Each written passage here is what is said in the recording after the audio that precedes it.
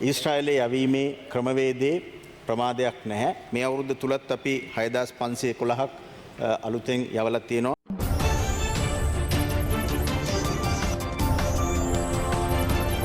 ඊශ්‍රායලයේ රැකියාවලට යන්න බොහෝ පිරිසක් උනන්දුවෙන් ඉන්නවා. නමුත් ඊශ්‍රායලයේ මේ රැකියාව වැඩපිළිවෙලේ යම්කිසි ප්‍රමාදයක් තියෙනවද?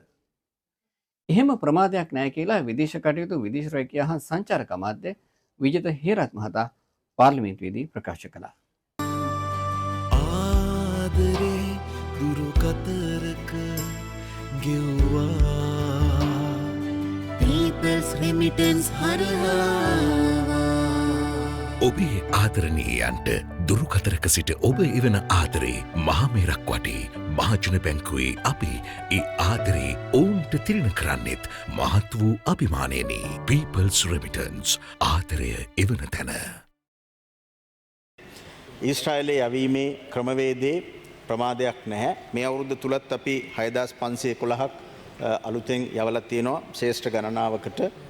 මීට කලින් හිටපු ඇමතිවරයා 10000ක් කෘෂිකර්ම ශේෂ්ත්‍රයට ඇවිල්ලා තිබුණා. දේශපාලන හිතවත්කම් මත යවලා අන්තිමට ඊශ්‍රායලයෙන් ලොකු චෝදනාවක් ආවා. ඒ යවන අයට වැඩ කරන්න බෑ, හැකියාව නැහැ, මහන්සි වෙන්න බෑ. එහෙමයි නම් එවන්න එපා කියලා. ඒකත් එක්ක ඒ 10000 කෝටාව ඇත්තටම දිගට ගෙනියන්න බැරි වුණා. එතනින් 8000ක්ම අයින් වුණා. අපි ඒ 8000 වෙනත් ශේෂ්ත්‍රවලට යොමු කරලා අපි යවුවා. හැබැයි කෘෂිකර්මාන්තයට නෙමෙයි.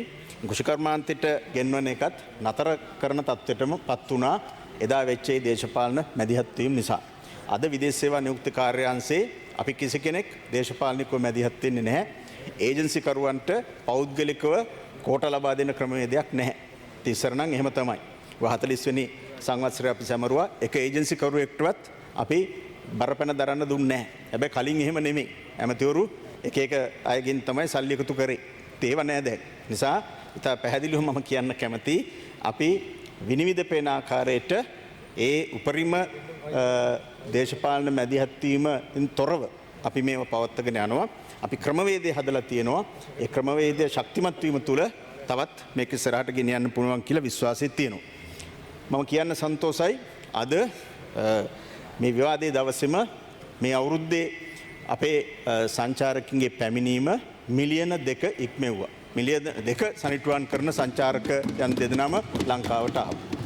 ඒකත් එක්ක අපිට ඉදිරි මාස එකහමාර තුල අනිවාර්යයෙන්ම මිලියන 2.4ක ඉලක්කයට යන්න පුළුවන්. ඒක අපි අනිවාර්යයෙන්ම එතෙන්ට එනවා. ඒ කියන්නේ ලංකාවේ ඉතිහාසයේ වැඩිම සංචාරකයන් ප්‍රමාණයක් ලංකාවට ආපු අවුරුද්ද මේ 2025 අවුරුද්ද වෙනවා. විදේශ රැකියාවල නිරත වී සිටින පිරිස් මේ දිනවල ශ්‍රී ලංකාවට විදේශ ප්‍රේෂණ එවීමේ ප්‍රවණතාවයක් ඇති වෙලා තියෙනවා.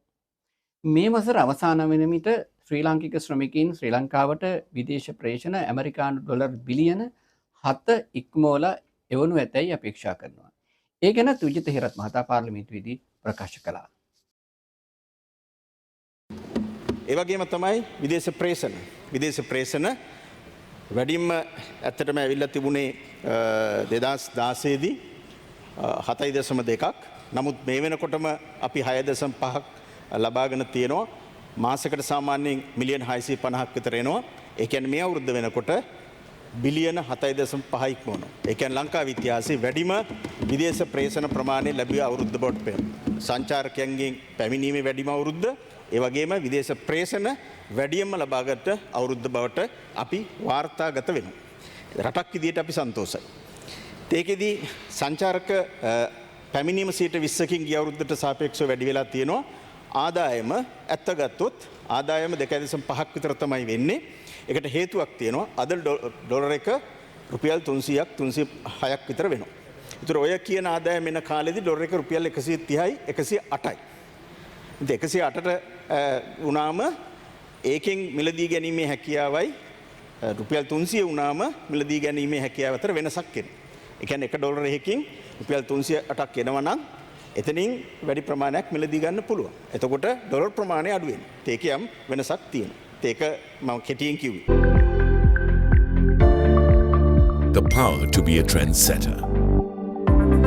The power to spend more time with loved ones. The power to progress wherever you are.